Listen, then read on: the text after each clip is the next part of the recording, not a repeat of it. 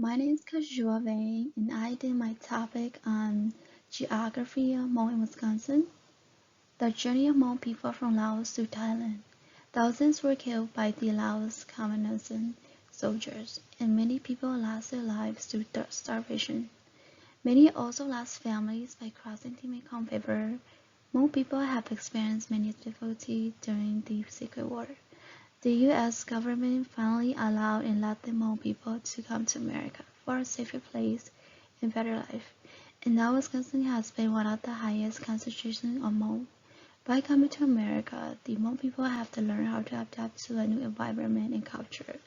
As years gone by, many Hmong have become successful business owners and share their unique culture, such as landscape owner, restaurant, and churches that have created an impact on the geography of Hmong Wisconsin. For my research objective, here is a little history about the Hmong people. Hmong are people who share a unique culture and language. The Hmong call themselves Hmong, which means free people, and their homeland is from China. They were forced to move out of their homeland, and a lot of thousands of people have moved to Laos and Thailand and United States due to the war of helping the US, which is called the Secret War. And many have to move to new environment and adapt to new culture, and many have struggle issues through discriminations, and that has impacted their life and experiences living in the US. For the methodology, according to previous research study of the Hmong voices, facts, favor, perspective, and experiences, a lot of Hmong people left their home because of the Secret War and were forced to move to Thailand as one of the main settlement countries that has one of the largest Hmong population due to the war that the U.S. government with the Secret War in Laos, communism in Vietnam. A portion of the Hmong people was allowed to flee to the U.S. Moreover, by allowing the Hmong coming to the U.S., they also shared their culture such as connection with the natural resource related activities such as hunting, fishing, and growing plants that are edible, which are a very important part of living in the Hmong community and their culture.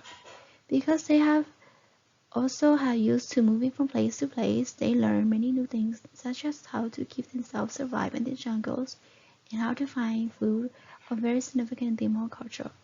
As the Hmong immigrants to the U.S., by adapting to the new environment in American culture, they also create a connection through farming, consumer sales, and they have helped a social connection through working business.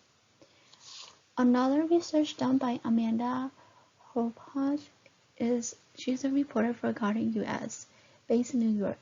She interviewed Nu Vang Tao, is one of the first Hmong to arrive in Warsaw. When he arrived on April 9, 1976, he spoke almost no English. He talks about his experiences with racists that still continues today. There was the first few years when he was constantly harassed on the street. There was a job where he was called a yellow and the N-word every day until he quit. And he explained how the Hmong population grew bigger and the races have dropped. He talks about the kind and support over the years that have helped him grow. There are Hmong owners supermarkets that sell freshly made tofu, steamed rice, cakes, and restaurants that serve their Hmong food, and Hmong people own and work in business including factories, hotels, and home care centers across many areas in the Wisconsin. Here is just the pictures of Nu and Tao with his wife at their home in Warsaw, and he was the first Hmong family that arrived in Wisconsin. And here's another picture of our shop inside the Warsaw War Market in Wisconsin. And this is also a restaurant owned by one of the Hmong families sharing their Hmong food and other Asian food.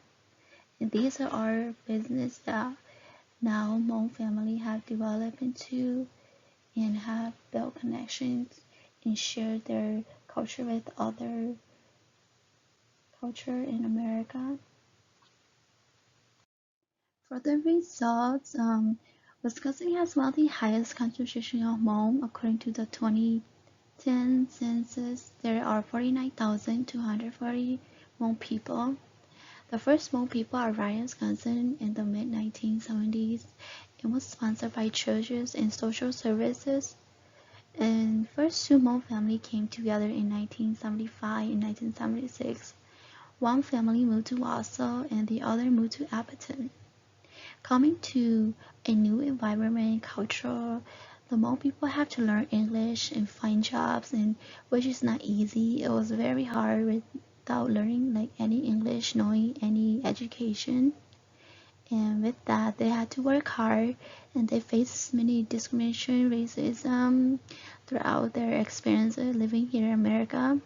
And then with that, they have shared their culture, and by building business, they have shared their stories to the new America people, and that has impacted their life, and many have become successful business owners.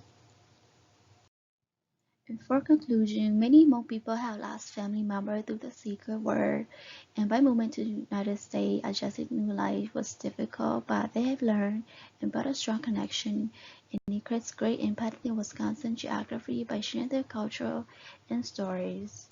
Even though the Hmong people face new landscape and culture by farming and face the winter instead of how their old homeland used to be, they have learned English and find jobs, and they know it wasn't easy, especially if they know English and education. While many refugees rely on government assistance in their first year to pay for food, healthcare, education, they also work hard because it's a successful business owner, and many have called Wisconsin their home. And for this short comment, I would say maybe if I have more time, I would look into more of the mall business that have been developed in the past, and maybe interview the owners or how their expenses are here in the US are, and also experience like restaurants and shops. I hope to benefit a better understanding of why Hmong people help the US, and for some people that don't know who are the Hmong people and what their business and what have they created while they live in the US.